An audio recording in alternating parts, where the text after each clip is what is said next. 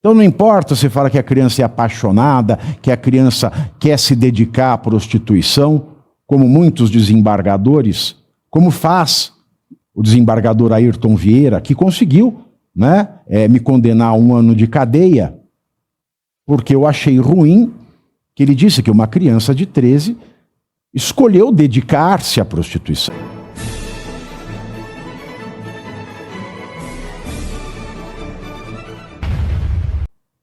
Vaidade das vaidades. Por ato falho, é o próprio Moraes quem confirma a realidade que neste texto denunciamos. Aspas. Querem me derrubar faz tempo, fecho aspas, disse o ministro ao se deparar com uma falha técnica durante a sua performance teatral na tarde de hoje. Coitada da Marielle. O seu cadáver continua vilipendiado nos palanques da esquerda nacional.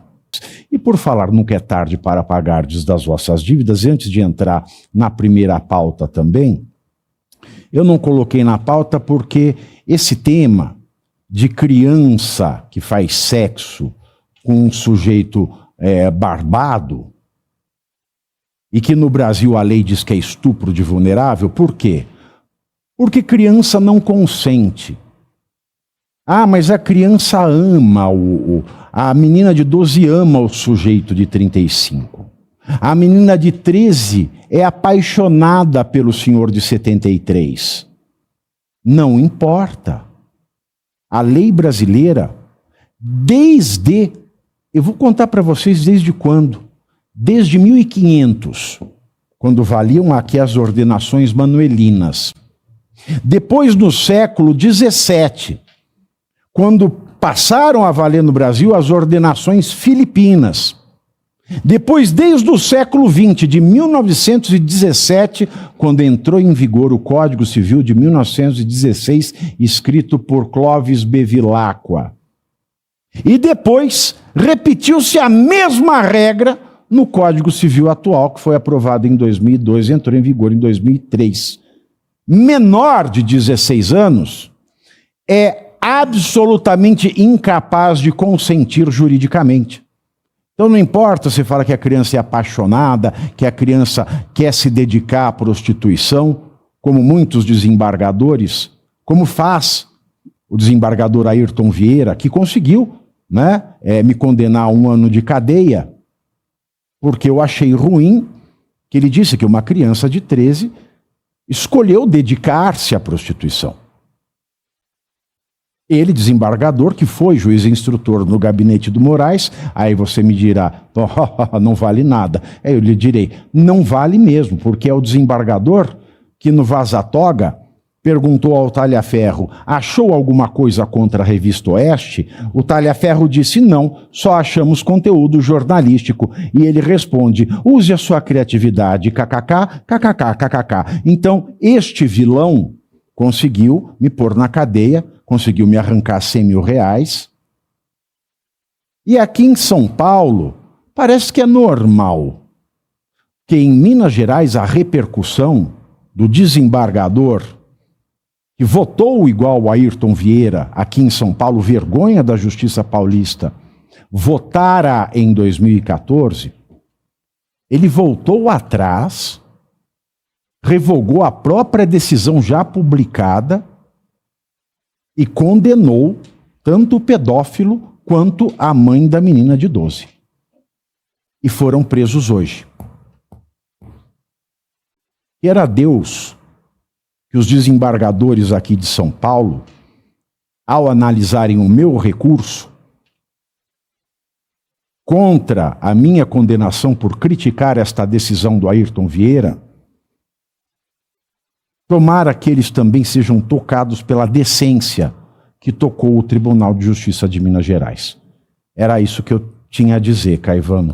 Precisava fazer este desabafo. Muito bem, e eu queria reforçar, falei para você no privado, e ontem eu citei exatamente esse caso, agradeci obviamente a você, agradeci ao Segré pela amizade, pela reverência também, e disse, me manifestei exatamente nesse sentido, né, que há eu não sei explicar corretamente, Pavinato, mas há um hiato na sociedade a ponto de se manifestar na rua para criticar, e é criticável, evidentemente, a violência contra o cão-orelha, mas não faz a mesma coisa quando acontece o estupro de uma vulnerável como dessa menina de Minas Gerais. E em ambos os casos, porque eu citei o do Ayrton Vieira também, e disse isso, né? Ninguém se levantou para te defender, para te ajudar, eles confrontaram a súmula 539 do STJ, né? Que diz exatamente que em estupro de vulnerável independe do consentimento da vítima. Naquela época não tinha essa súmula ainda, foi 2014. O do Ayrton Vieira? Ayrton Vieira. Ah, ok, mas esse todavia, a previsão existe. Legal já era já essa, existia, exatamente. Sexo com menor de 14 anos é estupro presumido. Exato, exato.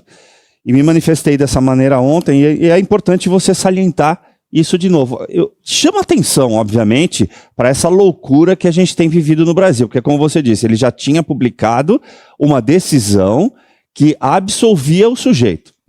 E agora, talvez pela repercussão que isso deu, né, na imprensa, e que bom que deu essa repercussão na imprensa, as críticas que vários veículos fizeram, talvez por isso ele tenha voltado atrás e aí seguido a súmula, seguido o ordenamento jurídico e finalmente feito justiça para essa família. Certo, porque eu critiquei e a imprensa decidiu me mandar embora, né? Então foi um pouco mais complexo. Sim. Coragem é tudo nessa vida. Vou à primeira pauta, Segré. Bora. Porque chega de queixumes, chega de tentar dissimular o que não dá mais para ocultar, que eu não posso mais calar. Conhece essa música? Sim, claro. Explode coração, doença de Chagas. Enquanto o famoso careca do INSS deixa a sua colaboração premiada.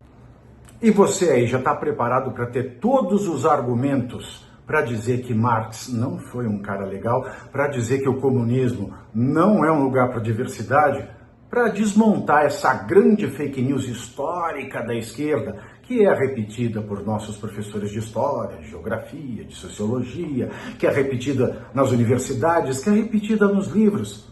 Está preparado para dizer por que Marx não era um cara legal e por que todo marxista raiz também não é, e por que o comunismo é terrível? Você já leu Nos Anais de Marx? Pois é, aqui nesse livro você vai encontrar tudo o que você precisa saber para responder aquele sabichão que diz que Marx é um cara legal. Pois não é. Leia agora Nos Anais de Marx, a trolha do comunismo transviado para encaçapar idiotes. À venda em todas as livrarias do Brasil, pelo site ou nas lojas físicas. Não deixe de ler.